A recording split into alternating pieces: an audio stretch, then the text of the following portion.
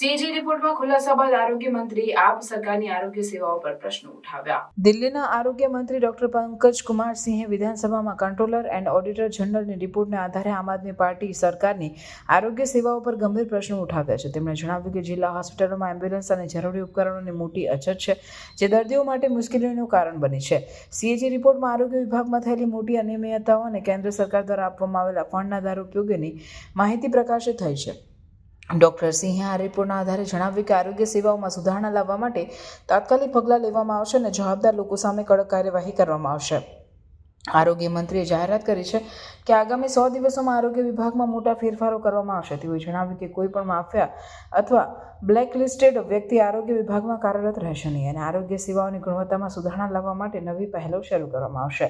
આરોગ્ય સેવાઓમાં સુધારણા માટે સરકાર ડોક્ટરો અને આરોગ્ય કર્મચારીઓની ભરતી કરીને સ્ટાફની અછત દૂર કરવાની યોજના બનાવી રહી છે. સાથે જ આયુષ્યમાન ભારત યોજના હેઠળ રાજ્યના નાગરિકોને 10 લાખ રૂપિયા સુધીનું આરોગ્ય કવરેજ આપવામાં આવશે, જેનાથી દર્દીઓને વધુ સારી सारवार मिल सके.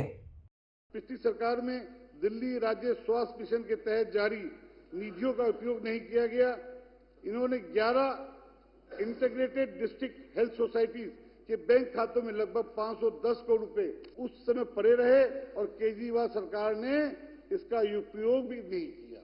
कैग की रिपोर्ट के मुताबिक अरविंद केजरीवाल जी की सरकार द्वारा बड़े पैमाने में प्रशासनिक वित्तीय अनियमितता बरती गई, जिसकी जांच की जाएगी, उस पर उचित कार्रवाई की जाएगी और जो इसमें संलिप्त पाए जाएंगे, अध्यक्ष महोदय, मैं सदन को बताना चाहूंगा, उसे कतई बख्शा नहीं जाएगा.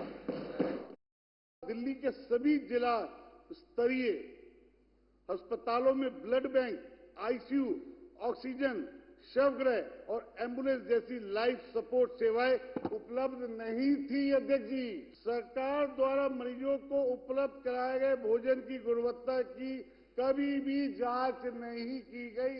जब ये दवाई नहीं खरीद पाए तो अस्पतालों की दवाइयां लोकल केमिस्टों से लोकल परचेज की गई. अरविंद केजरीवाल सरकार ने ब्लैक लिस्टेड और प्रतिबंधित कंपनियों के साथ मिली भगत कर दवाइयों की खरीदारी करते रहे, जिसमें